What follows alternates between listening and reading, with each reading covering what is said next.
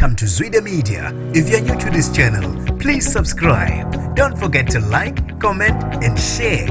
Here's a new video for today. Enjoy.